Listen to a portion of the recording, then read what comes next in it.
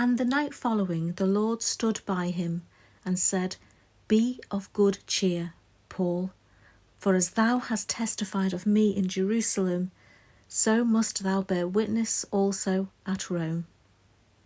Be of good cheer.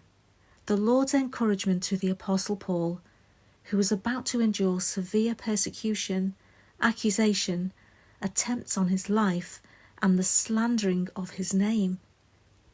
Be of good cheer. Words of encouragement confirming Paul's safety amongst this persecution and his eventually reaching Rome. Be of good cheer.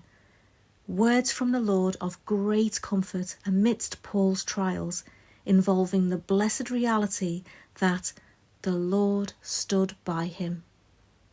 Many had forsaken Paul. Demas, all those in Asia, indeed we read. At my first answer, no man stood with me, but all men forsook me.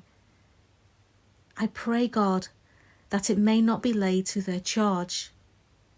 Notwithstanding, the Lord stood with me and strengthened me, that by me the preaching might be fully known, and that all the Gentiles might hear, and I was delivered out of the mouth of the lion.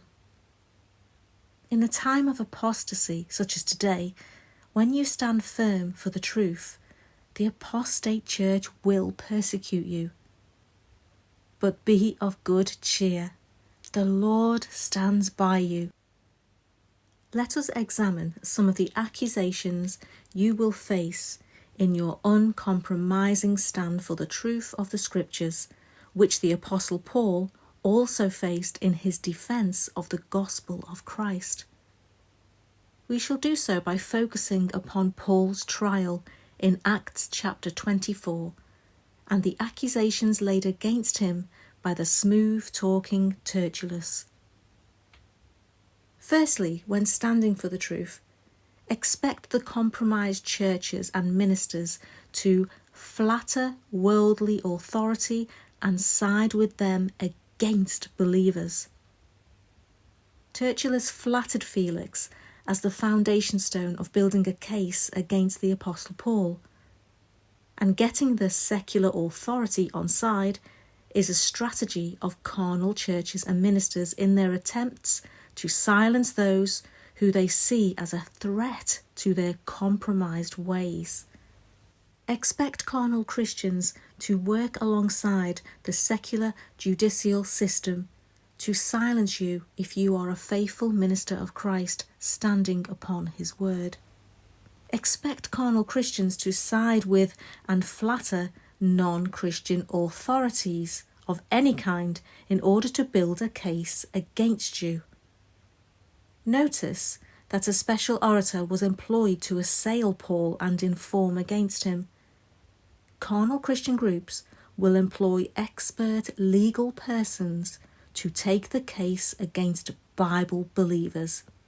But fear not, the Lord stood by him, and he'll stand by you. Secondly, notice that the faithful minister will be slandered by his accusers. Tertullus labelled the Apostle Paul as a pestilent fellow. Personal assaults upon your character are expected by apostate churches should you stand for the truth. Expect to be termed with insults against your character such as pestilent, poisonous, toxic, and mad. Within the same speech, Tertullus labelled Paul as a mover of sedition and the ringleader of a sect. Bible believers standing strictly for the Word of God are continuously called members of a King James Bible cult or sect and accused of causing sedition within the churches.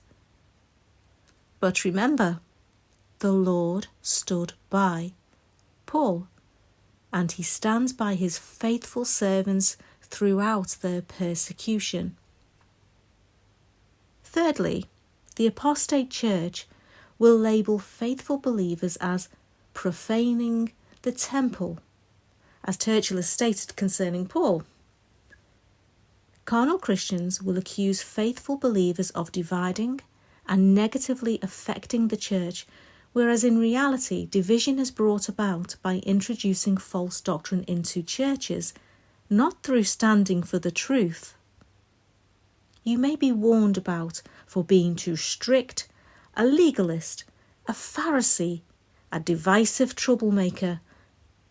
But remember, the Lord stood by Paul, and he will stand by you. Notice further that later on in Paul's defence of the truth, while standing before Festus, we read the following. And when he was come, the Jews which came down from Jerusalem stood round about, and laid many and grievous complaints against Paul, which they could not prove. If standing for the truth in the midst of apostasy and carnality, expect many and grievous complaints against you, which are lies and distortions, which thus cannot be proved. False witnesses were set up against Stephen, and this by devious means in order to undermine his witness, and this pattern of persecution is to be expected in order to silence those promoting truth which threatens the false systems of compromised Christianity. Since they cannot silence you by the scriptures, carnal Christians will seek other avenues to preserve their error, and this involves many and grievous complaints which cannot be proved, as well as attempting to slander your name and ministry, alongside threatening you with legal action. They will lie and spread lies about you. Nevertheless, the Lord stood by Paul, and he stands by you.